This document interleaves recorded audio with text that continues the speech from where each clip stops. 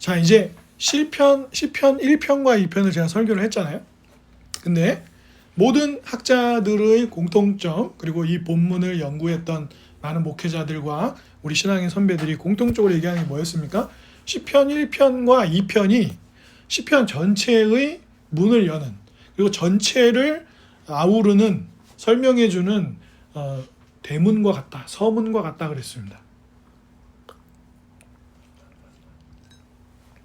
그래서 뭐가 복인지 누구를 찾고 의지해야 하는지를 시편 1편과 2편이 우리에게 잘 가르쳐 주었습니다. 그리고 잘 아시는 것처럼 시편은 시편만으로 존재하는 것이 아니라 구약 안에 있고, 구약 안에서도 시편은 지혜서라고 부르는 아가, 잠언, 전도서 이런 것들과 함께 분류되는 그 안에 있고, 구약 전체 안에 있고, 또 구약은 신약과 함께 해석돼야 되잖아요. 그런 걸 전체 살펴볼 때 복 있는 분이 그리스도시고 우리가 그분을 의지할 때 진짜 복 있는 것이다 라는 서문을 열었어요. 그리고 나서 본격적으로 시편이 이제 쭉 150편까지 달려가고 펼쳐지는 데 있어서 처음으로 나오는 시편이 시편 3편이에요. 근데 아까 우리 김채훈 형제가 읽어주셨지만 이 시편은 이 시를 쓴 다윗이 언제 이 시편을 썼는지가 너무 명확하게 표제로 남아있어요. 그죠? 언제입니까? 압살롬이 반역을 일으켜서 아버지 다윗을 죽이고 왕권을 차지하려고 했을 때, 사실 이거 굉장히 성공적인 루트를 밟고 있었습니다. 하나님의 어떤 섭리가 없었다면 다윗은 이때 죽음을 맞이하고 죽지 않더라도 정말 완전히 망한 신세가 되어서 모든 것을 잃고 정말 슬픈 자가 되었을 확률이 높은 그 일이었죠. 보통 역성혁명이 일어나면 어떻게 합니까? 그 전의 왕과 그 왕과 가까웠던 진짜 3족이면 3족, 9족이면 9족까지 다 싹을 남기지 않는 거죠. 그러니까 나중에 반란을 일으킬 수 있는 활의 근원을 전혀 남기지 않도록 다 죽이고 노예로 파는 건 다행이죠. 다 죽이죠.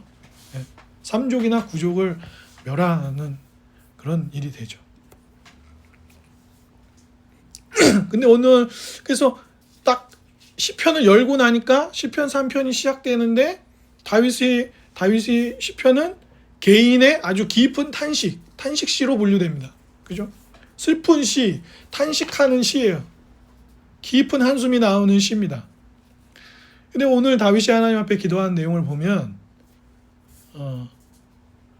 고상한 척 하지도 않고 그렇다고 막말을 하지도 않으면서도 자기의 솔직한 얘기를 다 합니다. 우리 한번 1절과 2절을 한번 같이 읽어보겠습니다. 시작.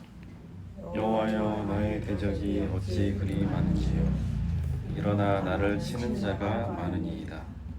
많은 사람이 나를 대적하여 말하기를 그는 하나님께 구원을 받지 못한다 하나이다. 예, 잘 읽어주셨습니다. 너무 안 좋습니다. 지금 실제 역사적인 정황은 사실 압살롬이 외모도 준수하고 머리카락이 굉장히 풍성했던 사람 같아요. 사자처럼. 아시잖아요? 나중에 압살롬이 머리카락 자르면 무게가 엄청났고, 나중에 압살롬이 죽은 것도 도망가다가 머리카락이 나뭇가지에 걸려가지고 대롱대롱 매달려서 이제 요압이나 이런 애들이 와가지고 다윗은 압살롬 죽이지 말라 그랬는데, 아들 죽이지 말라 했는데 죽이죠. 그 밑에 있는 신하들이 말을 안 듣고 압살롬을 죽입니다. 그리고 압살롬에게 동생이 있었어요. 다말이라고 하는. 근데 이제 그 형 중에 하나가 제정신이 아닌 형이 있어가지고 여동생을 범하죠. 그래서 그거로 인해서 그 형을 죽이죠. 압살롬이. 그런데도 다윗이 상당히 압살롬을 아꼈던 것 같아요. 결국에는 그러니까 자기 자녀들 안에서 말도 안 되는 사건이 벌어진 거다. 그죠? 아들이 딸에게 몹쓸 짓을 하고 또 동생이 형을 죽이고, 이건 사실 우리가 성경이나 이렇게 이야기로 보니까 그런 거지, 가족들 안에 그런 일이 일어난다고 생각해 보세요. 그 가족은 끝나는 겁니다. 예. 그런 일을 겪었는데도 불구하고 결국에 다윗이 압살롬을 용서합니다. 그 허물을 덮어줘요. 그런데 그렇게 그리고 나중에 압살롬 실제 죽었을 때 다윗이 어떻게 하죠? 압살롬아 압살롬아 하면서 대성통곡을 하죠. 오열합니다. 오열. 요압이 뭐라고 얘기할 정도입니까? 지금 왕이 반란을 겪어가지고 왕의 신하들 충성을 바치는 신하들은 목숨을 걸고 지금 다시 그거를 반전시켜가지고 우리가 왕궁을 되찾았는데 목숨 걸고 왕을 지키던 우리는 뭐가 되냐? 아들 죽었다고 반란 일으키 아들이긴 하지만 너무 이렇게 우시고 그러면 우리는 뭐가 되냐? 만약에 자꾸 이렇게 이틀 3일 이렇게 지나가면은 이제 왕 가까이에 있었던 충성심이 있었던 사람들 왕 떠난다. 계속 이러실 거냐? 이거 거의 협박이죠. 그럴 정도로 압살롬 사랑하긴 했어요. 다윗이. 너무 사랑해서 문제가 됐던 것 같아요. 죄까지 덮어줬고. 근데 그 아들의 반란이에요. 그리고 다윗이 충격을 받는 또 이유 중에 하나는 왕으로서 정치적인 위치와 지위를 잃어버렸고요. 압살롬이 이 반란을 일으킬 때 어떤 작전을 좀 썼습니까? 많은 백성들이 어떤 재판이 해결이 안 되면 다윗을 찾았단 말이에요. 문제를 해결해 달라고. 하나님을 대리하는 역할이기도 했으니까 이스라엘 사회에서는. 근데 어떻게 했습니까? 압살롬이? 왕은 너무 바쁘셔가지고 니들 같은 사람들 얘기까지 다 못 들어줄 걸 그러면서 그 다윗을 찾아가는 길목에 서가지고 자기가 막 문제 해결해 준다 하면서 백성들의 마음을 빼앗기 시작했어요. 그러니까 압살롬이 굉장히 철저하게 나름 계획을 세웠던 겁니다. 그러니까 왕으로서의 지위만 정치적으로 지금 반란해서 잃어버린 게 아니라 백성들의 지지와 마음도 상실한 것입니다. 지금 여기 계신 분들은 특별히 어떤 정치 일선에 계시지 않으니까 그렇지만 정치인이 지지자들로부터 지지를 잃으면 끝난 겁니다. 끝난 거예요. 그러니까 자기가 아무리 능력이 많고 대단한 걸 갖췄어도 사람들의 마음을 얻지 못하는 정치인이 어떻게 정치를 해요? 그러니까 사람들을 위해서 일을 한다고 정치인이 된 거잖아요. 근데 그 사람들이 자기를 봐주지 않고 지지를 해주지 않아요. 그럼 어떻게 하냐고요? 못하는 거죠. 그 충격이 강력하게 더한 거죠. 다윗을 백성들이 얼마나 사랑했어요. 그런데 마음이 다 돌아선 거죠. 게다가 오늘 우리가 2절에 아까 여러분들이 읽어주셨지만 뭐라고요? 사람들이 이렇게 말하는 거예요. 하나님이 다윗 사랑하신다며? 다윗도 하나님을 사랑한다며? 그럼 한번 하나님의 구원을 기다려 보시라지? 쟤는 하나님의 구원 안 하실걸? 하고 강력하게 자기가 가장 소중하다고 생각하는 하나님과의 관계에 대해서 지금 뭐 하고 있어요? 조롱을 듣고 있어요. 여러분, 언제 제일 화가 나십니까? 그러니까 또박또박 논리적으로 나의 잘못을 지적해 주는 것에도 말은 대꾸는 못하지만 화가 날 수 있지만 여러분 조롱과 비아냥은 사람을 굉장히 힘들게 만듭니다. 유럽의 중세 전쟁에도 그런 게 약간 있었다고 하고 우리나라 전쟁은 언제나 그런 게 있거든요. 왜 북한이랑 우리나라가 경계선에서 확성기 서로 틀어가지고 막 방송 왜 해요? 사람이요 전쟁을 하다 보면 마음이 힘들어요. 전쟁터라는 게 진짜 난장판이란 말이에요. 내가 누군가를 죽이지 않으면 내가 죽어요. 그러니까 정상적인 사고가 불가능하단 말이에요. 그래서 이준익 감독이 황산벌이라는 영화를 김유신하고 백지하고 그 전쟁 만들 때도 그 이상한 전쟁이 벌어지니까 영화 속 대사에 어떤 대사를 넣냐면 막 이제 장군들이 막 정말 치열한 전쟁을 치르는 이게 뭐냐 이게 사람 사는 꼴이 아니다 막 그래 김유신 역할을 했던 정진영 배우가 뭐라 그럽니까? 전쟁은 제정신으로 할 수 있는 게 아니라 전쟁은 미쳐야 할 수 있는 거라고. 이 피를 흘리고 사람을 죽여야만 하는 전쟁에서 우리가 어떻게 제정신을 갖고 막 인간에 대한 존재에 대한 고귀함이나 이런 걸 생각할 수가 있냐. 근데 그런 전쟁들을 보면 뭐가 있죠? 확성기 트는 것처럼 별 얘기 다 한다고요. 아시리아가 이 남유다를 공격할 때 히스기야 왕 시절에 이사야 선지자가 있고 아시리아의 랍사게 같은 장군이 와가지고 이스라엘을 공격할 때 남유다 공격할 때 뭐라 그랬어요? 이 사람이 히브리 말을 써요. 아시리아 사람인데 히브리 말을 쓰면서 뭐라고 합니까? 너네 히스기야 왕이 하는 말을 믿지 마라. 너 하나님이 너네 못 지켜준다. 우리가 강대국으로서 이 일대를 지금 다 수많은 나라와 민족을 다 격파했는데 그때마다 그들이 믿는 신 중에 누가 그들을 구원한 자가 있냐면서 히브리 말로 막 사람들한테 얘기해. 이유가 왜? 히스기야 들으라고 하는 말이에요? 아니에요. 백성들 들으라고 하는 말이에요. 히스기야 왕에 대한 신뢰를 다 무너뜨리고 안 그래도 막 다 포위돼가지고 지금 이 사람들이 야 니네 이제 앞으로 먹을 것도 없어질걸, 너네 사람이 사람 잡아먹어야 될걸, 피 먹어야 될걸, 소변 먹어야 될걸, 막 이런 얘기하면서 그 전에 자기들이 했던 전쟁에 대한 얘기를 막 쏟아부으니까 이스라엘 이제 남유다 백성들이 어떻게 됩니까? 무너지는 거예요. 심리적으로. 그럼 심리적으로 무너지면 어떤 일도 생깁니까? 삼국지를 읽지는 않았고 열심히 들은 우리 김시호 형님이 우리 10권짜리 삼국지를 지금 7권째 듣고 있지 않습니까? 보면 전쟁 맨날 뭐 나와요? 그렇게 심리가 무너지면 성 안에 반드시 배신자가 나옵니다.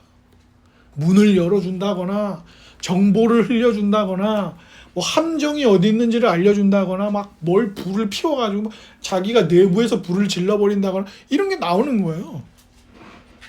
그러니까 지극히 사랑했던 아들의 반란, 왕으로서의 잃어버린 정치적 지위와 백성들의 마음, 특별히 자기가 다윗이 어떤 사람이었어요? 골리앗 앞에 섰을 때 그 장대한 그 나라의 장군 앞에 섰을 때 다윗이 뭐라고 했죠? 야 너는 전쟁도 많이 치렀고 경험도 있고 능력도 있는 장군일지는 모르겠으나 어디 니까짓게 우리 만군의 여호와 하나님의 이름을 욕되게 해? 그러면서 내가 하나님의 이름, 하나님 그분에 대한 나의 사랑과 이 열정으로 내가 나가겠다. 그래서 아무도 벌벌 떨고 못 나가던 전쟁에 대표로 나갔던 젊은 청년 소년이었잖아요. 그런데 지금 뭐라고 들어요? 하나님이 너를 구원하실까? 너까지 것을? 너가 그렇게 사랑하고 예배하고 경배하는 하나님 어떻게 한번 너를 구원해 보시라지? 이런 조롱을 듣고 있단 말이에요. 그러니까 다윗은 어떻습니까? 당장 도망치고, 다윗이 어떻게 도망쳤다고 돼 있어요 성경에? 맨발로 도망칩니다. 맨발로. 그리고 막 시므이라는 애가 와고 막 저주를 해요. 네 이렇게 될 줄 알았다. 네가 그런 그렇지 말면서 조롱합니다. 온갖 수치, 육체적인 고통, 심리적인 고통이 극에 달했어요. 극에. 이게 바닥이겠지? 그런데 계속 떨어지는 거예요. 계속. 몸도 마음도 다 무너지는 겁니다. 그리고 관계가 다 깨졌죠. 가장 사랑했던 이들의 배신을 겪었습니다. 여러분 혹시 뒤통수 맞아본 적 있으십니까? 살다 보면 정도의 차이는 있지만 그런 일들이 생길 수 있거든요. 근데 가장 가깝고 내가 정말 사랑했던 사람, 그런 분에게 배신을 당한 거예요. 지금 다윗은 모든 것을 잃었습니다. 사회적인 위치와 지지도 상실한 것이죠. 그 얘기는 반대로 얘기하면 뭡니까? 반대로 얘기하면 뭐예요? 내가 이런 것들을 잃었어 라고 말하는 것의 배경에는 무엇이 존재하는 것입니까? 그것이 내게 소중했다는 겁니다. 그러니까 그 소중한 게 문제가 되는 건 아니에요. 그것이 내게 참 소중했다는 거예요. 그 관계, 백성들의 지지, 우리 다윗 왕이라고 지켜 세워주는 그 격려들. 그리고 무엇보다 다윗은 하나님의 사랑을 받는, 하나님의 택함을 받았고 사무엘을 통해 이스라엘의 가장 존경받는 대리자를 통해 마지막 사사를 통해 기름 부음을 받아 이스라엘의 두 번째 왕이 되었던, 수많은 전쟁에서 승리하고 이스라엘을 이끌었던 사람이었단 말이에요. 근데 몸도 마음도 사회적인 삶도 다 잃어버렸습니다. 불안과 두려움이 있죠. 근데 저는 정확히 이걸 구분해야 하나 싶지만 알랭드 보통이라고 하는 그 프랑스의 남자, 우리나라에서 세계적으로도 그렇지만 우리나라에서 또 유독 알랭드 보통을 좋아하는 분들이 많고, 물론 이분이 아주 좋은 분석과 이런 것들을 잘하는 분인데, 우리의 삶에 일어나는 많은 것들을 잘 이렇게 진단해서 잘 설명하는 분이에요. 근데 이분이 불안이라는 책에서 두려움과 불안을 조금 이렇게 분리해서 설명하기도 하고, 물론 그건 알랭드 보통만 그러는 것은 아닙니다. 제가 보니까 팀 켈러 목사님도 두려움과 불안을 좀 분리해서 설명하시더라고요. 두려움은 뭐 교통사고에 대한 두려움, 그죠? 재정적으로 벌어질 일에 대한 두려움, 친구와의 실제적으로 일어난 관계의 깨짐으로 인한 두려움이에요. 근데 조금 더 깊은 게 불안으로 설명을 하더라고요. 불안은 좀 더 왜 그러냐? 되게 막연하고 훨씬 더 사람을 안개 속으로 데려가요. 두려움은 좀 선명한 대상이 있어요. 아, 저 사람이 무섭다. 저 일이 무섭다. 라고 선명하다. 그 대상이 있어요. 좀 선명하게. 두려운 건.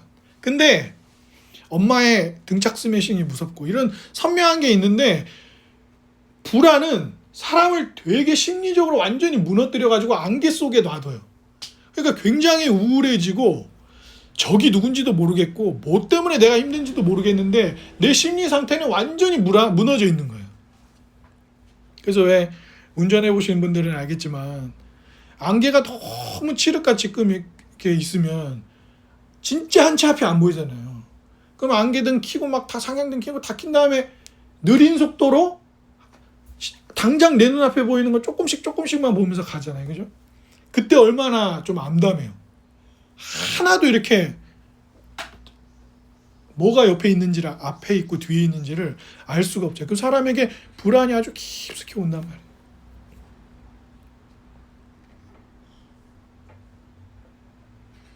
그래서 본격적으로 시편이 시작되어지는 시편 3편이 삶의 탄식을 보여주는데, 이 탄식은 깊은 배신, 깨어진 관계, 삶을 지지해 주었던 것들을 잃어버린 다윗의 모습을 우리 앞에 보여줘요.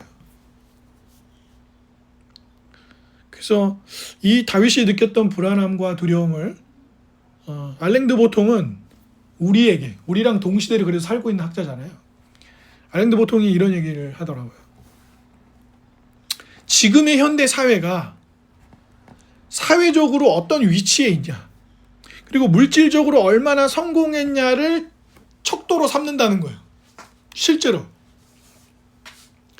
배우자를 얻는 일이라든가 연애를 할 때라든가 결혼을 하고 나서 가정을 꾸려가는 일이라든가 자녀 양육을 한다든가 자신이 직업을 가지고 세상에서 살아가는 모든 행복의 척도가 물질을 얼마나 성공적으로 가져서 사회적 지위를 갖추고 있느냐로 현대사회가 판단을 한다는 거예요.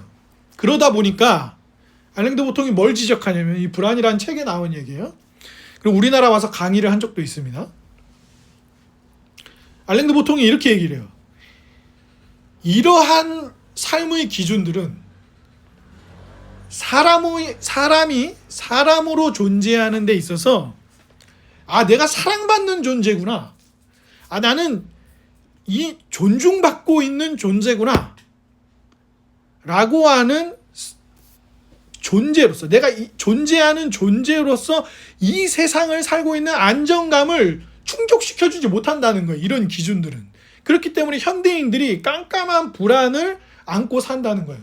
우리 이전의 세대에 살았던 사람들에게도 먹을 것은 필요했고 돈은 필요했어요. 근데 지금 현대 사회처럼 모든 삶의 성공과 성취와 내용을 얼마나 가졌냐, 그러니까 돈을 얼마나 가졌냐, 주식으로 얼마나 성공을 했냐, 그런 부를 가진 것, 그리고 그 부를 가진 것으로 인해서 사회적 위치를 어떻게 갖고 있냐로 다 판단하지는 않았다는 거예요. 이전의 문화들, 그냥 세대나 모든 문화권들 속에서. 그런데 현대는 그렇다는 거예요. 그리고 대한민국은 더 그래요. 왜 한때 수많은 사람들이 공무원 되기를 열망했습니까? 그게 재정적으로 굉장히 안정적이라고 여겨졌기 때문이죠. 그죠? 근데 지금은 어때요? 안 그래요. 지금은 선생님을 하다가 초등학교에서 선생님을 하다가 떠나는 분들도 꽤 있어요. 왜 그럴까요? 의미와 가치는 있을지 모르겠는데 돈이 안 돼요. 물론 연차가 높아진 20년, 30년 한 선생님들은 꽤 받는 금액도 있고 좀 이 직업에라는 게 안정적인 그런 게 좀 있을 수 있죠. 근데 지금 젊은 세대가 공무원이 되는데 교육 공무원이 돼서 선생님을 한다는 게 그다지 삶에 안정적이지 않다는 거. 버는 페이도 많지 않아요. 요즘은 변호사들도 그렇게 되고 있습니다. 로스쿨 출신으로 이제 변호사 하다 보니까 사법고시를 보는 시스템이 아니고 경쟁이 굉장히 치열해지고 그러다 보니까 제가 듣기로는 한 달에 200만 원도 채 못 버는 분들도 생각보다 많다 들었어요. 그러니까 그렇게 돈 많이 들여서 로스쿨 공부하고 치열한 시험을 보고 자격증을 따고 그래서 변호사야 라고 하지만 실제로 수익이 그렇게 크지 않다는 거죠. 한병철 교수라고 계시죠? 독일에서 독일어로 주로 책을 내시고 우리나라 사람이지만 우리나라에서 종종 강의도 하시고 그런다. 이 한병철 교수님 얼마 전인가요? 스페인에서 주는 거의 노벨상급의 상을 철학자로서 받기도 했습니다. 이 한병철 교수도 뭐라고 얘기하냐면 지금 현대 사회의 우리의 삶이라는 게 성과를 위해서 자기를 착취하는 시스템이라는 거예요.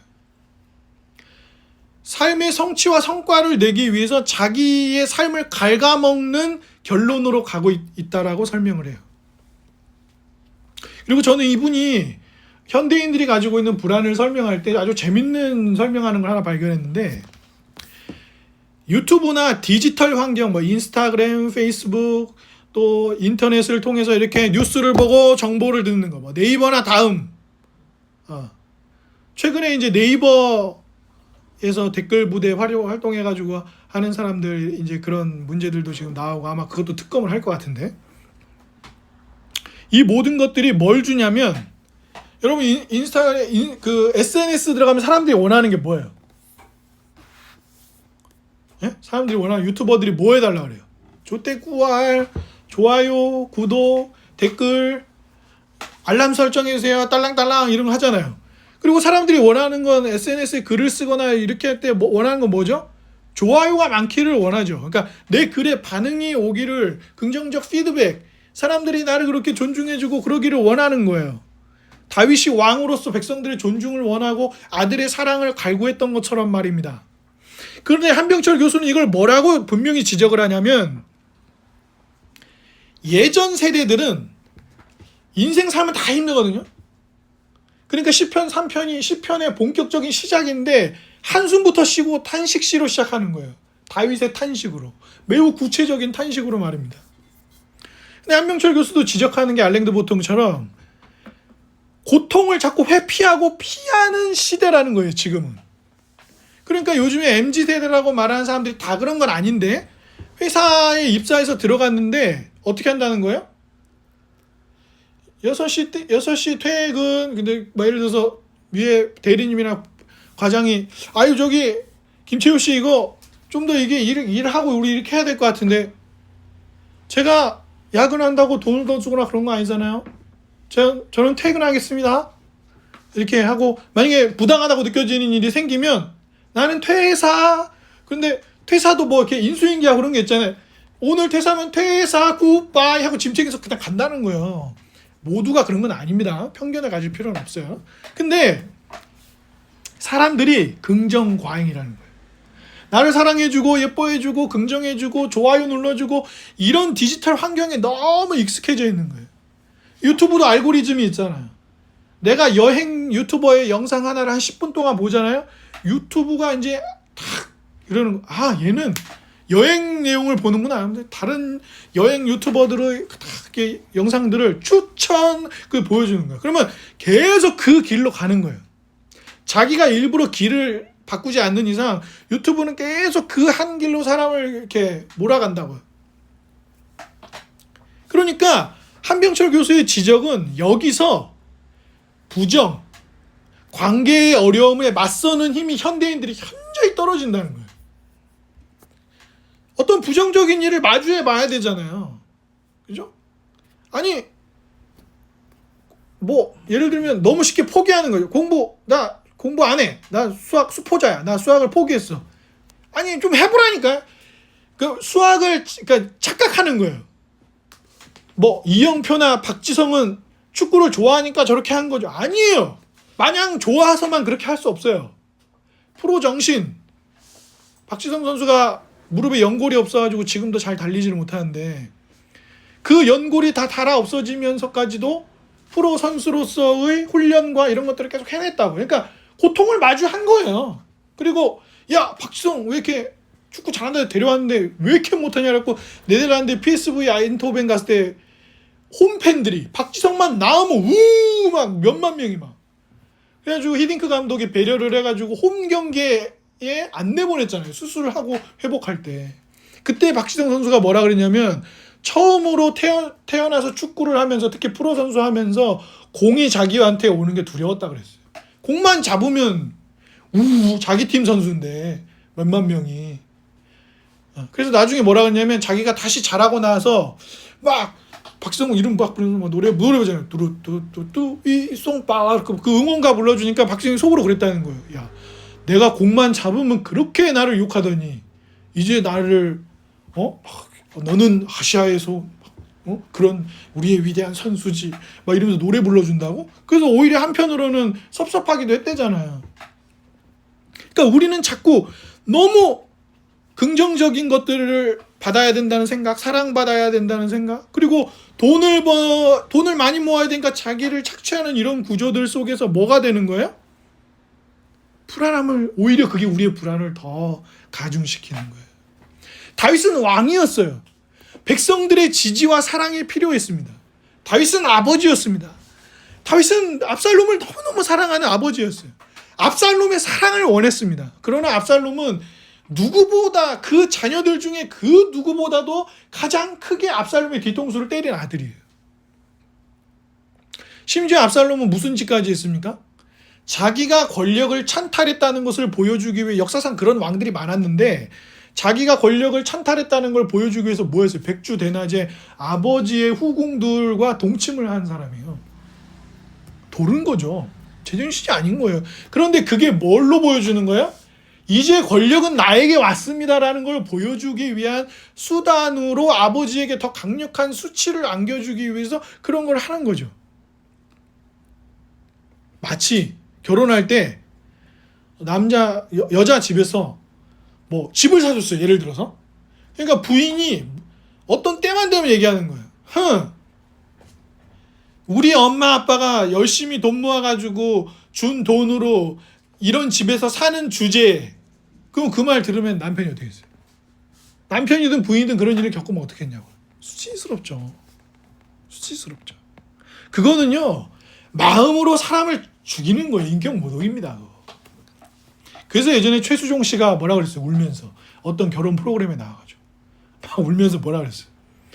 남편과 아내의 관계는 내가 너한테 이거 해줬다. 나는 너를 위해 이런 거 했다. 그렇게 하면 안 되는 관계라고. 자기를 다 들여서 사랑하겠다고 다짐하고 우리가 결혼하지 않냐고. 그러면 서로 그걸 알아줘야지. 야, 너 나 때문에 사는 거야. 내가 이렇게 해준 거야. 서로가 그러면 안 된다. 그건 너무 슬픈 관계라고. 그런 얘기하면서 막 운 적 있잖아요. 그죠? 그런 거예요. 다윗은 그 모든 걸 상실한 거예요. 근데 우리가 현실에서 그렇다니까요. 여러분 왜 불안해요? 누군가 나를 인정해주지 않을까봐, 누군가 나를 사랑해주지 않을까봐, 내가 가진 사회적 위치와 이런 것들을 다 잃어버릴까봐 두렵고 그런 것이죠. 얼마 전에 이제 그 여행 가고 그러면서 우리 조성영 목사님 아들이 언별리 교회 우리 조성영 목사님 나단이가 와가지고 저희 집에서 이틀 잤단 말이에요. 물론 거의 잠만 자고 갔죠. 잠자고 가고 일본 가고 또 늦게 와서 잠만 자고 아침에 또 강릉으로 돌아갔으니까. 근데 이렇게 너무 오랜만에 누가 와갖고 집에서 자니까 너무 신경이 쓰이는 거예요. 저희 집사람도 보니까 자기가 이렇게 샤워하고 막 이러고 그러면서 화장실을 청소를 해놓고 갔어. 얼마나 신경이 쓰이면 그렇겠어요. 누가 와서 보고. 근데 제가 가만히 이제 지나고 나서도 그때 보니까 나단이는 별 생각이 없어요. 얘는 그냥 왔다가 여행을 가고 와서 또 하룻밤 신세지고 강릉을 돌아갔어요. 그러니까 별 얘기가 없어. 집에 가서도 뭐 제가 조 목사님한테 물어보니까 뭐 김명록 목사님 집이 어땠다 이런 얘기가 없다는 거예요. 얘는 별 신경 안 쓰는데 그거를 오는 사람들은 마음이 너무 쓰이는 거예요. 채우리도 저한테 그래. 뭐 바퀴벌레가 날 수도 있고 막 그녀이 나단이가 우리 집에 와갖고 막 벌레 나왔다고 그러고 막. 근데 사실 나단이는 시골에서 채우리보다 훨씬 벌레에 익숙한 아이. 개구리, 뱀, 뭐 무슨 벌레들 막 뭐 이런 거 훨씬 익숙한 애거든요. 근데 우리만 그러고 있는 거예요. 우리의 불안이 그렇단 말이에요. 그러니까 다윗은 자신이 가지고 있던 것들을 잃어버림으로 인하여서 탄식하는 거예요. 탄식하는 거죠. 우리가 그래요. 그러니까 탄식한다는 얘기는 무슨 얘기입니까?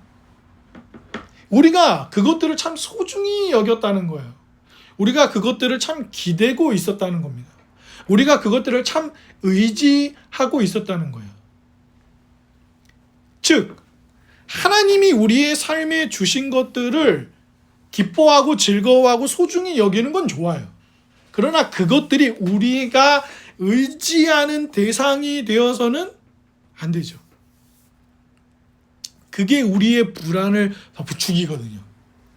여러분 사람들이 뭐라고 그래요? 야, 돈 없어도 살 수 있고 뭐 없어도 살 수 있고 뭐 없어도 살 수 있는데 건강이 없으면 안 되겠더라.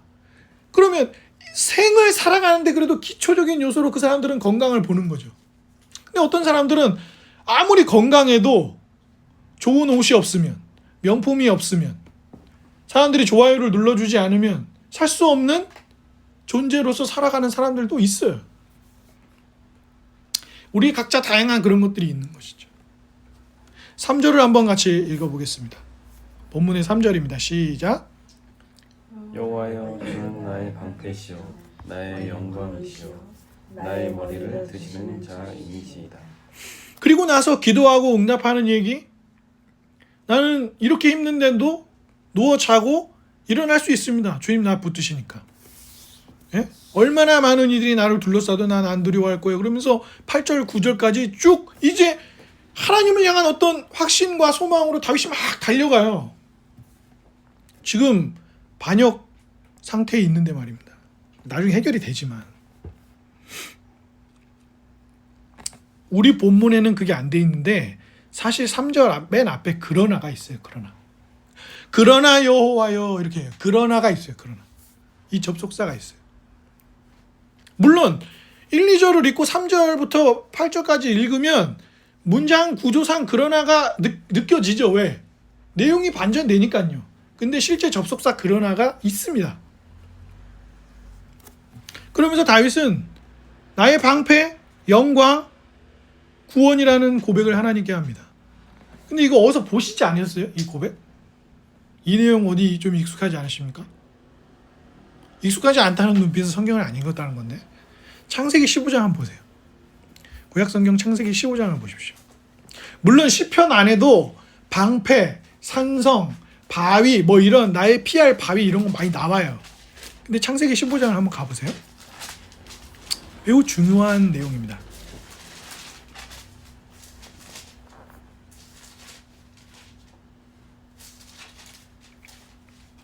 여기 하나님과 아브라함이 언약을 맺는 내용이 장면이 아주 선명하게 등장하는 게 그 유명한 창세기 15장이에요. 1절 한번 같이 읽어보겠습니다. 시작.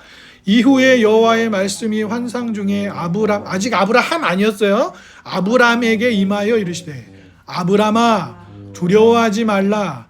나는 내 방패요 너의 지극히 큰 상급이니라. 이 상급은 영광으로도 같이 이야기할 수 있는 단어입니다. 잘 보세요. 자, 성경을 쭉 읽는다고 할 때 지금 뭐가 나와요? 하나님이 아브라함에게 내가 너의 방패고 나는 너의 영광이야. 나는 너를 구원할 자야 하고 약속을 맺으신다고요. 언약을 맺는 장면이 여기 나와요. 뭔 일이 있었는데요. 14장 보면 창세기 14장 물론 14장만 그런 거 아니에요. 일단 창세기 12장에 이제 아브라함이 등장하거든요. 근데 하나님 이렇게 시작해요. 12장인 창세기가 여호와께서 아브라함에게 이르시되 너는 너의 고향과 친척과 아버지의 집을 떠나 내가 너에게 보여줄 땅으로 가라. 내가 너로 큰 민족을 이루고 내게 복을 주어 너의 이름을 창대하게 하리니 너는 복이 될지라. 그러면서 이제 아브라함이 하나님의 말씀을 따라서 4절에 보면 12장 4절에 보면 하란을 떠났다 이렇게 되세요. 이 부분이 어디 부분이냐면 하나님이 아브라함을 찾아오셔서 아브라함의 믿음의 여정이 시작되는데 아브라함과 아브라함의 아버지가 떠났던 지방은 어디예요? 고대 중동 지방에 보면 제가 오후에 한번 지도를 보여드릴게요. 고대 중동 지방 지금 이스라엘 북쪽 이렇게 그쪽 위로 보면 초승달 지대라는 데가 있어요. 비옥한 초승달 지대. 그 초승달 지대를 점령한 나라가 뭐가 되는 거예요? 강대국인 거예요. 패권 국가가 되는 겁니다. 바벨론, 아시리아 이런 나라들이 다 그런 나라들이었어요. 그래서 아브라함 시절에도 그 초승달 지역이 도시국가 문명 지역이었고 갈대아 우르는 그 끝자락에 있었던 도시였어요. 하란은 거기서 조금 떨어져 있고. 근데 거기를 떠나라는 거예요. 그러면 안전이나 여러 가지 면에서 다 불리해지는 거거든요. 그럼 결국에 14장에 보면 이제 사건이 터지는 거예요. 무슨 사건이 터져요?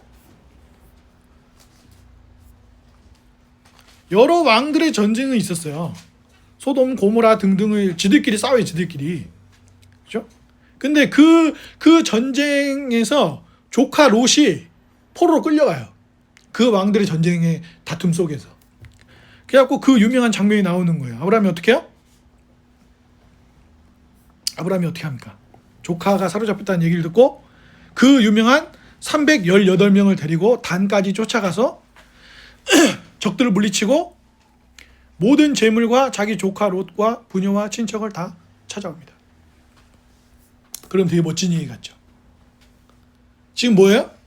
그 주변 일대의 여러 왕들이 나눠갖고 패권을 안 하고 막 싸워요. 그 와중에 조카가 휘말렸어요. 근데 자기가 318명 데리고 가서 조카랑 재산 구해온 거예요. 그러면 이게 알려지면 아브라함 어떻게 되겠어요? 지금 안전한 도시국가도 떠나 있어요. 아브라함 어떻게 되겠냐고요. 공적이 되잖아요. 공적. 그럼 아브라함은 어떻게 되죠? 민족과 국가와 왕들을 상대해야 된단 말이에요. 그때 갑자기 하나님이 15장에서 아까 읽었던 얘기가 나오는 거예요. 뭐라고요? 하나님 뭐라고 하셨다고요? 아브라함아, 두려워하지 마. 겁내지 마. 너 지금 겁나지, 너 지금. 너 이제 휘말려가지고 수많은 국가들이 너를 치러 올 수도 있는데 너 조카를 괜히 구했나? 이런 생각하고 있는 거 아니야? 무서워하지 마. 내가 너의 방패고 영광이고 상급이야. 그러면서 언약을 맺어요. 근데 이 언약이 되게 특이해요. 원래 고대 근동에서 언약을 맺을 때는 어떻게 합니까? 계약의 내용이 있어요. 계약의 내용. 그리고 어떻게 해요? 비둘기나 짐승을 반으로 잘라요. 예? 그러고 나서 계약을 맺은 당사자 A와 B가 그 쪼개진 짐승 사이를 지나가도록 돼 있어요. 그 얘기는 무슨 얘기입니까? 고대 근동에 그런 계약 형식이 있었다고요. 그걸 왜 해요? 이 계약 내용을 지키지 않으면 이 짐승과 같이 너다 나중에 한 사람이 이 짐승처럼 반으로 나눠질 거야. 그러면 그 강력한 계약의 형태는 우리에게 뭘 보여주는 거예요? 반드시 이 언약은 지켜야 돼요. 근데 여러분 나중에 창세기 15장 나머지 부분을 여러분이 읽어보세요. 아브라함은 안 지나가요. 아브라함은 너가 복이 될 거야. 너는 만민에게 복이 될 거야. 너의 후손 중에 한 명이 나와서 만민에게 복이 될 거야. 하나님이 이 언약을 다시 주는데 12장 말고도 다시 약속해 주시는데 계약을 맺는 당사자인 아브라함은 쪼개진 짐승 사이로 지나가지 않아요. 누구만 지나가요? 하나님만 지나가요. 그 얘기가 무슨 얘기예요? 그게 헤세드예요. 그게 인자하심으로 번역되는 단어라고요. 뭐예요? 나는 너의 하나님이 되고 너는 나의 백성이 될 거야. 반드시 결코 이게 실패하는 일은 없어. 그래서 히브리서 11장이 하나님이 아브라함에게 주신 아들인 이삭을 제물로 바치라고 했을 때 아브라함이 두려움 속에서도 가는 거예요. 근데 히브리서 11장은 그런 아브라함의 믿음을 뭘로 해석하죠? 설령 이삭을 죽이더라도 하나님이 이삭을 다시 살릴 것을 아브라함 믿었다고 돼 있어요. 그러니까 잘 보시라고요. 하나님은 반드시 그렇게 하시는 거예요. 하나님은 반드시 그의 사방을 둘러주는, 여러분 방패도 종류가 있어요. 방패도 요 정도 되는 방패여가지고 칼 들고 챙챙챙 이쪽에서 칼 들어오면 여기 맞고, 그래서 옛날 그 기사들 방패 보면 또 여기에만 다는 요런 방패도 있어요. 이렇게 막는 거예요. 예? 근데 여기서 말하는 방패는 그런 그 독일 그 로마 군대 보면 방패 들고 싸우는 그런 장면이 곳곳에 나오거든요.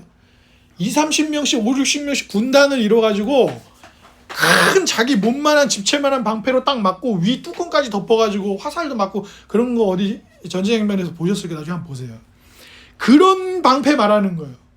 사방을 아우르는 방패, 다 막아주는 방패로 다윗이 얘기하는데, 다윗은 이 하나님 나의 방패예요. 그러나 여호와는 나의 방패고 영광입니다라는 얘기는 이 아브라함을 찾아오셔서 그 짐승처럼 쪼개질 일이 없어. 너는 여기 안 지나가도 되지만 나는 지나갈 거야. 나는 반드시 너 지킨다. 나는 반드시 너의 수치를 씻어줄 거야. 나는 반드시 너를 회복시킨다라고 하는 그 증거를 언약으로 보여주시는 하나님의 언약. 그때 하나님이 아브라함에게 먼저 말한 거예요.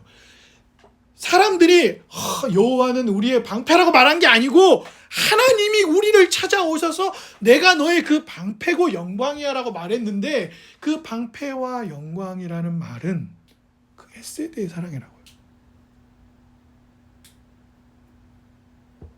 긴 질병에는 장사가 없어요.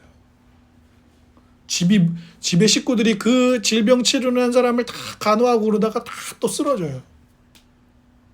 그런 거 저도 많이 봤어요.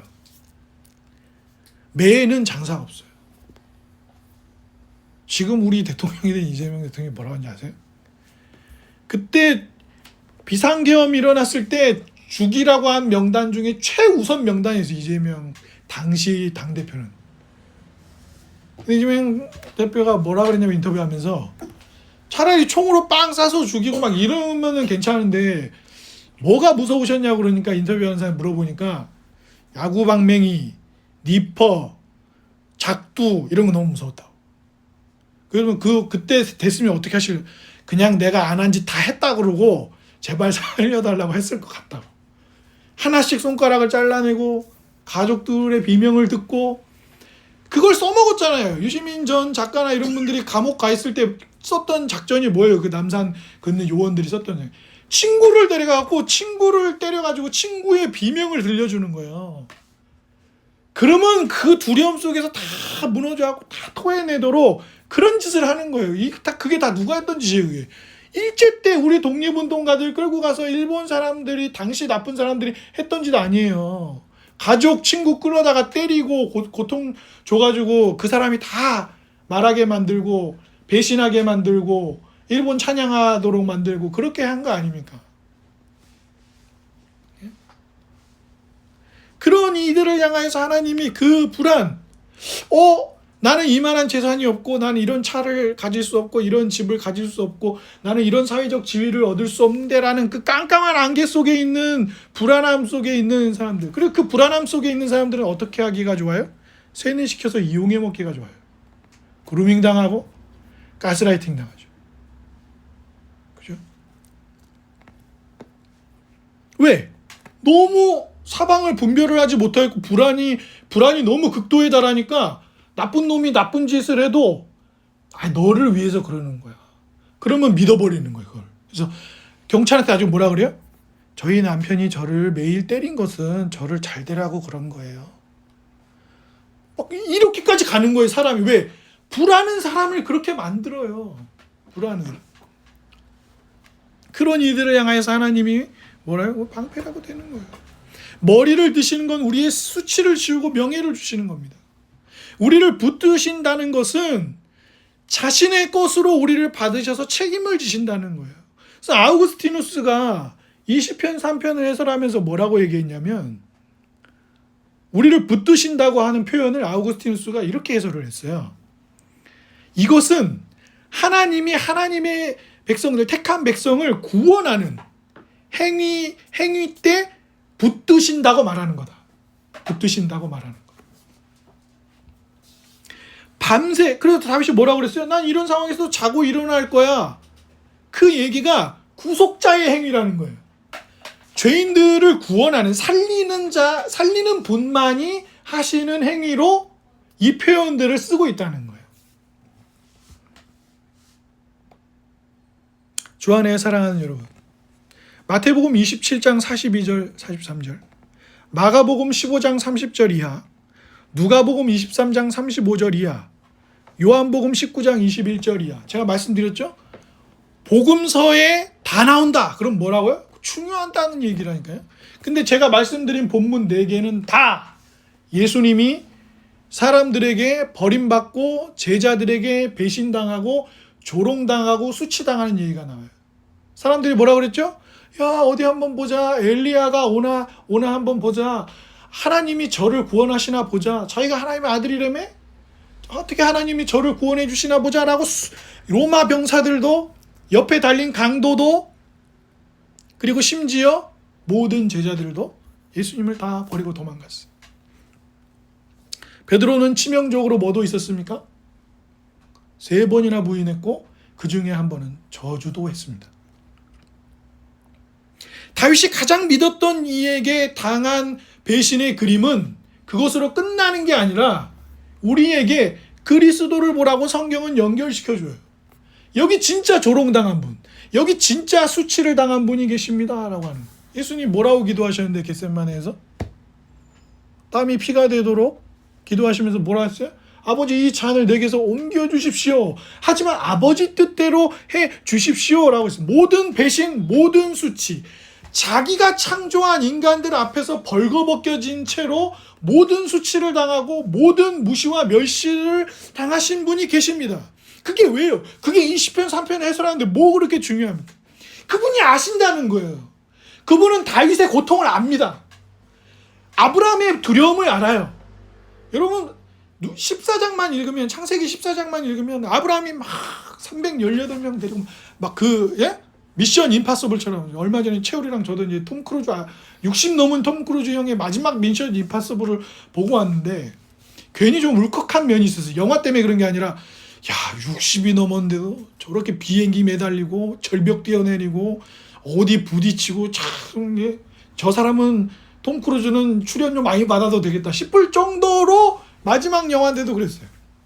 그 영화를 한 30년 넘게 찍었잖아요. 한 8편, 9편 이렇게 찍으면서 30년 넘게 막 절벽 막 어디 뛰어내리고 어디 쇠골 부러지고 뭐 별별 일이 다 있었잖아요. 뭐 그런 겁니까? 딴 318명 데리고 아브라함 따라단 그러면서 막 조카 구해오고 돈 내고, 그런 영담이 아니에요. 조카를 구하긴 했는데 난 너무 무서운 거예요. 나 이제 큰일 났다. 난 끝났네. 이런 거예요 지금. 그죠?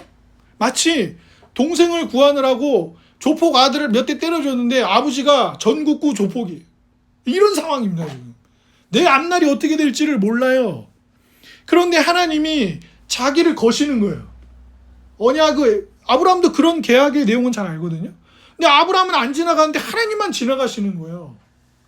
그리고 하나님이 지금까지 자기의 삶을 인도하신 과정들과 앞으로에 겪는 이 아브라함의 믿음이 자라가고 하나님을 향한 신뢰가 깊어지는 것이죠. 그래서 에베소서 6장에서 사도 바울은 뭐라 그래요? 이 방패를 가지고 와요. 야, 믿음의 방패를 들어. 믿음의 방패를 들어요. 그럼 우리는 뭘 믿는 거예요? 우리의 구속자를 믿는 거예요. 여러분, 우리는 너무 잘하니까 문제예요. 모든 복음서들이 예수님의 부활과 생명을 이야기한단 말이에요. 근데 십자가까지만 읽어보세요. 이건 끝난 거잖아요. 네? 그리고 예수님 뭐라 했어요? 이 차는 옮겨달라 그랬는데, 그리고 베드로가 칼 꺼내갖고 말고의 귀를 탁 자르면서 빰빰빰 또 할 때 예수님 뭐라 했어요? 칼 집어넣으라고. 칼로 흥하면 칼로 망한다고. 내가 지금 끌려가는 게 아니라고. 내가 십자가의 길로 가는 거라고 기꺼이. 말씀하시죠? 그러니까 우리가 보기에는 어둠이고 칠흑이고 이건 말이 안 되는데, 하나님이 아브라함을 그 도시국가 문명에서 아브라함의 가족을 꺼냈을 때 좋은 거예요? 모험이고 생명을 잃을지도 모르고 두려움 속에서의 여정을 해야 돼. 좋은 게 아니에요. 그러니까 하나님은 우리에게 항상 우리가 생각하는 좋은 것만을 주시지 않아요. 인생은 누구나 시편이 시작이 그러하듯이 우리에겐 한숨이 있고 눈물이 있고 가슴 아픈 삶의 사연이 너무 많아요. 저도 그런 생각을 해본 적이 있다니까요. 우리 어머니의 삶을 나중에 내가 기억해두고 기록했다가 책으로 쓰면은 야, 이게 눈물 한 바가 있다 이런 생각이 들어요. 폭삭 속았수다라는 드라마가 잘 된 이유는 사람들이 그것을 나의 이야기로, 우리 어머니의 이야기로, 아버지의 이야기로, 내가 아는 누군가의 이야기로, 우리 윗세대의 사람들의 삶의 이야기로 봤기 때문에 그 드라마가 성공한 거예요. 마치 우리가 마찬가지죠. 다 우리 교회의 여정이, 호고 형제의 삶이, 호고 형제의 인생의 과정이 뭐 제가 호고 형제랑 오래 알아오면서 한 번, 아마 거의 그런 적이 없었는데 한두 번 저에게 이렇게 솔직한 심정을 얘기한 적이 있었어요. 기억이 나실지 모르겠지만 그때 제 마음이 얼마나 이게 무너졌는지 몰라요. 왜냐면 감정 표현도 잘 없고 그런 사람인데 이런 일이 있습니다라고 얘기했을 때 참 그렇잖아요. 마음이 무너지잖아요. 감정 표현을 평소에 잘하고 막 그런 사람이었으면 제가 안 그랬을 텐데 그러잖아요. 근데 여러분 다 그렇단 말이에요. 누구 한 명만이 그런 게 아니라 다윗처럼 우리도 한숨과 눈물이 가득해요. 그러니까 신앙의 선배들이 우리 인생을 뭐라고 했다고요? 눈물골짜기라고 한 거예요. 눈물골짜기라고. 계곡에 눈물이 넘쳐난다고 얘기한 것입니다. 채우리에게도 중학교 시절을 보내는 저 아이에게도 뭐 학교가 좋네 어쩌네 해도 답답한 거 어려움이 있어요. 우리 다 그렇다고요. 그런데 그 칠흑 같은 십자가의 저 끝에 부활이 있는 거예요. 부활이 있습니다. 그래서 요한일서 4장 18절에서 사도 요한은 우리에게 뭐라 그럽니까? 사랑은 두려워하는 마음이 아니라 두려움을 몰아낸다. 두려움을 몰아낸다. 그리스도는 우리보다 더 큰 수치와 멸시를 당하심으로 우리를 지키고 우리의 머리를 들고 부활의 생명으로 우리의 방패가 되고 반드시 우리를 지킵니다. 부자는 세상에서 다 얻은 것 같았는데 지옥에 갔잖아요. 근데 거지 나사로는 아브라함의 품에 안겼단 말이에요. 그것은 곧 우리에게 무엇을 보여줍니까? 세상은 누군가를 향해서 야, 넌 아무것도 아니고 넌 다 잃었어. 넌 돈도 없고 아무도 없잖아. 네가 SNS에 글을 쓰면 좋아요는 몇 개밖에 안 달리지. 나는 구독자가 100만 명이야. 이런 게 세상이지만 예수님의 십자가는 우리의 저 끝에 자신의 부활의 생명이 우리의 삶을 어떻게 새롭게 할 것인지를 너무 선명하게 약속하시는 거예요. 그러니까 여러분 보세요. 이제 다윗이 머리를 든다, 나를 붙드신다, 주님은 나의 상급이고 방패다라는 고백은 너무 크고 부유한 거예요. 바다처럼 넓은 고백입니다. 그냥 뭐 나를 지켜주니까 방패, 안 슬프게 하니까 머리를 들어줘 이런 말이 아니에요. 그 쪼개진 짐승 사이를 홀로 지나가시며 나는 반드시 언약한 건 지키는 너의 하나님이야. 네 인생은 세상 사람들이 보기에는 뭐 초라해 별거 아니야 이럴지 몰라도 아니라고 말하시는 거예요. 왜? 자신이 수치를 당하고 멸시를 당하심으로 부활의 생명을 우리에게 주시기 때문입니다. 주시기 때문이에요. 이 세상 나가보자 우리 다 별거 아니에요. 별거 아니라고. 별거 아니에요. 여러분 우리가 지금은 뭐 프랑스의 대통령 누구 뭐 미국의 어쩌고 저쩌고 막 모르겠어요. 나쁜 의미로는 그럴지 모르지만 100년 200년 지나면 미국 사람들이 트럼프를 기억할까요? 아니 좀 별로. 나쁜 걸로는 기억하겠죠. 반면교사 삼을 때. 근데 트럼프는 뭐 아름답고 위대하고 뭐 미국을 이끌어줄 위인이고 뭐 고상하고 이렇게 기억할까요? 아니 저는 안 그럴 것 같아요. 사람들이 그 빌 게이츠나 스티브 잡스를 세상을 바꾼 사람으로 기억하지만 스티브 잡스의 인격을 찬양하는 사람은 없어요. 스티브 잡스와 함께 일해본 사람 중에 스티브 잡스의 인성을 높이치는 사람은 아무도 없어요. 그 행복한 삶일까요? 뭐 그 사람이 이걸 만들어가지고 여러분의 삶은 이제 달라질 거예요 라고 했지만 그 사람의 인격이나 삶을 흠모하는 사람은 없다니까요. 그렇기 때문에 그런 인격을 갖고 싶은 사람도 없고요.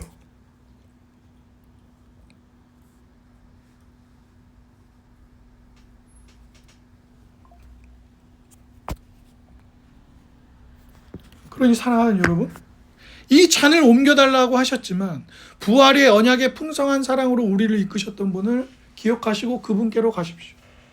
다윗이 하나님을 향하여 나의 방패고 붙드시고 그래 난 자고 일어날 수 있어요. 왜?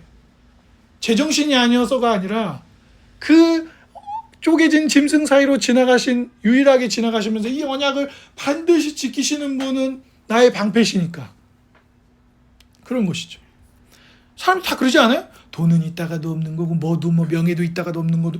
그런데 현대 사회는 뭘 어떻게 하냔 말이에요.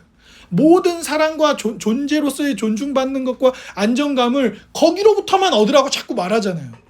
너 코인해? 코인에서 성공했어? 잘 됐어? 이렇게만 묻는다고. 그 사람의 인품. 그러니까 이 사회에서의 검사나 판사나 알려진 학자들이나 이런 사람들이 이제 유명무실해진 거 아니에요? 요즘은 중앙대가 급부상하고 있어요. 서울대는 이제 거지가 되었어요. 사람들이 오죽하면 뭐라 그 서울대 법대를 사람들이 뭐라고 말해요? 서울대 내란과라고 그래요. 서울대 내란과. 그 검사들, 판사들 뭐 했냐 이거예요 지금. 나라가 그 지경에 있을 때 조희대 대법원장 계엄 일어날 때 한마디를 안 했어요. 계엄이 잘못됐다, 문제 있다 한마디 안 했대. 이 나라의 주요 5명 중에 1명이 대법원장이에요. 3일 그날 비상계엄 일어났을 때 그 사람 한마디도 국민을 위해서 발언한 적이 없어요. 그런 사람이 무슨 대법원장이에요. 부끄러워할 사람이. 오죽하면 일선 판사들이 원래 그런 거 거의 안 하는데 조희대 대법원장을 비판하고 성토하는 얘기를 막 글을 쓰고 그랬겠냔 말이에요. 원래 그런 거 안 해요. 판사들은 잘. 자기들 얼굴이 침뱉기라. 근데 왜 그랬어요?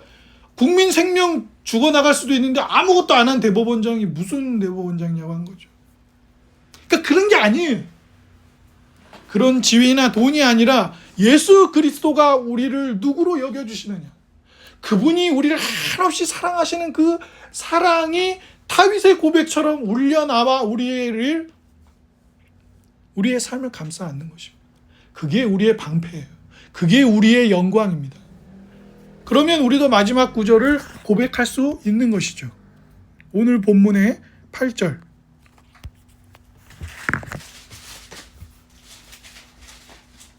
마지막 절을 한번 같이 읽어보도록 하겠습니다. 시편 3편의 마지막 절 같이 읽어볼까요? 시작. 구원은 여호와께 있사오니 주의 복을 주의 백성에게 내리소서. 이 고백이 나올 수밖에 없는 거예요. 이 고백이. 그리고 오늘 본문에 보면 셀라라는 말이 3번 나옵니다. 이 셀라는 학자들의 연구마다 조금씩 다르긴 하지만 잠깐 멈추라는 거예요. 그러면 2절 끝나고 멈추라 그랬어요? 우리의 탄식이 있다는 거예요. 가감없이 하나님 앞에 고백하는 겁니다. 4절에 셀라가 있고 8절에 셀라가 있습니다. 무슨 말입니까?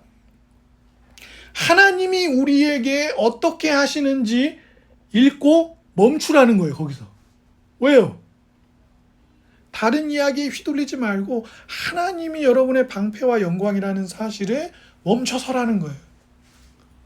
그분이 자신이 지은 인간들의 손에 멸시와 수치를 당한 그 자리에 있으라는 거예요. 근데 그것으로 끝나지 않고 부활의 생명으로 우리를 데려가신 것을 보라는 거예요. 반드시 약속을 성취하시는 그분을 보라는 겁니다. 부디 우리의 방패와 영광이 되시는 그분 앞에 서는 즐거움과 소망이 다윗처럼 탄식하는 우리의 삶에도 풍성하게 주어지기를, 그 주님이 여러분에게 계시다는 것을, 예수 그리스도가 하나님께서 그리스도를 통하여 여러분의 아버지가 되어주시는 것을 기뻐하신다는 사실을 기억하십시오. 그래서 우리의 기도는 하늘에 계신 우리 아버지여로 시작하는 겁니다. 그 복이 우리 안에 평생 더 깊이 알아지고 누려지기를 주님의 이름으로 축복합니다. 아멘.